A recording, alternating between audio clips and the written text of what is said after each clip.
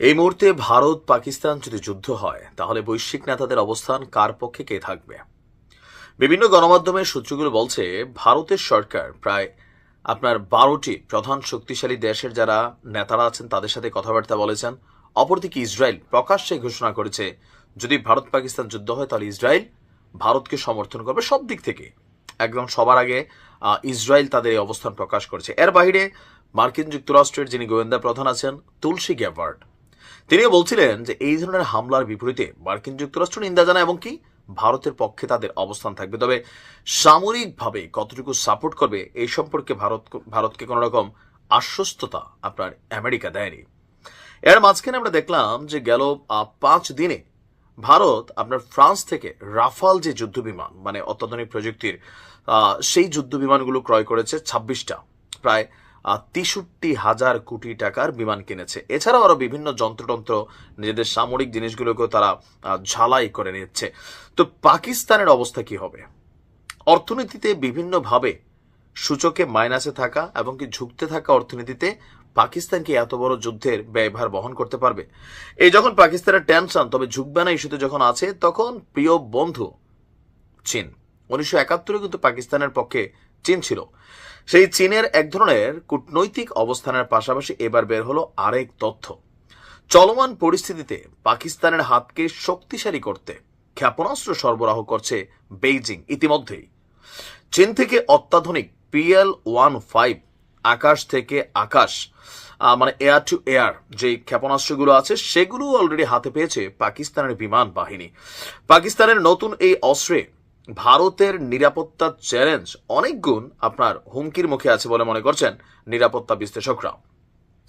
ভারতীয় সংবাদ মাধ্যমগুলো দাবি করছে যে সম্প্রতি গেল 2-3 দিনের মধ্যে পাকিস্তানের হাতে অত্যাধুনিক PL-15 এই ক্ষেপণাস্ত্রগুলো তুলে দিয়েছে চীন।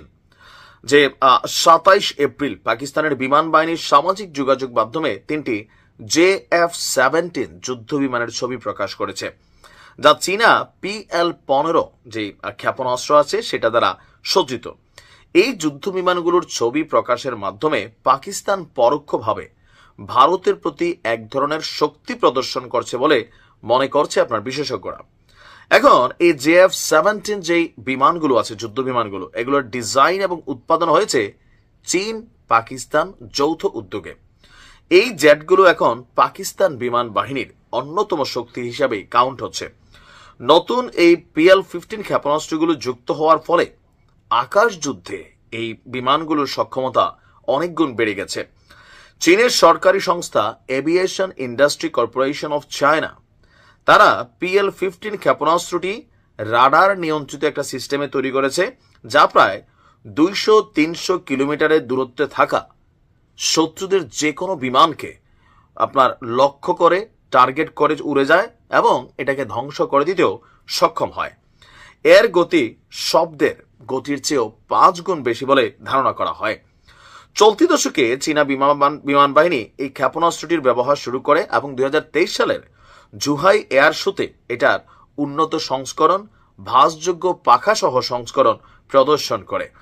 প্রতিরক্ষা সূত্রের দাবি পাকিস্তানের হাতে থাকা এই সংস্করণটির পাল্লা চীনাদের দেখানো পাল্লার চেয়েও অনেক গুণ বেশি। ভারতের বিমান সেনার অন্যতম শক্তিশালী যুদ্ধ বিমান রাফাল ফাইটার জেট, যেটা আমি বলছিলাম যে ফ্রান্স থেকে আরো কয়েকটা কিনে আনছে, যার সঙ্গে যুক্ত রয়েছে ইউরোপীয় মেটিওর ক্ষেপণাস্ত্র বিয়ন্ড ভিজুয়াল রেঞ্জ, যুদ্ধক্ষেত্রে অন্যতম পরিচিত। বিশেষজ্ঞদের মতে PL-15 ক্ষেপণাস্ত্রটিকে প্রায়ই মেটিওরের প্রতিযোগী বলে বিবেচনা করা হয়।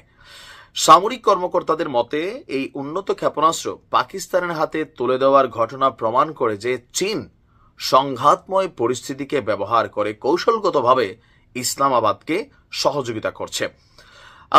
নিরাপত্তা বিশ্লেষক এবং যুদ্ধের সম্পর্কে যারা বিশ্লেষণ করেন তাদের বক্তব্য পাকিস্তান আকাশ যুদ্ধে ভারতকে চ্যালেঞ্জ করার সক্ষমতা রয়েছে। এই পরিস্থিতিতে ভারত নিজস্ব আকাশ প্রতিরক্ষা ব্যবস্থা আরো জোরদার করছে এবং পশ্চিমা মিত্রদের সাথেও কমিউনিকেট করছে কিভাবে চীনাদের এই PL-15 থেকে নিজেদের যুদ্ধ বিমানগুলোকে রক্ষা করা যায়। এটা ধরেন ভূমিতে মারা টারার জন্য না, যুদ্ধ বিমান খাওয়ার জন্য হচ্ছে PL-15। তো পাকিস্তানের কৌশলটা হচ্ছে যেটা মনে হচ্ছে যে বিমান কেনার থেকে আমরা ক্ষেপণাস্ত্র কিনি যেটা দিয়ে আস্তে আস্তে বিমান উড়াই দিব। যুদ্ধ তার নিশ্চিত হতে যাচ্ছে, শুধুমাত্র সময়ের অপেক্ষা। তবে এটা বাংলাদেশের জন্য খুব ভালো সংবাদ না। ভালো থাকুন।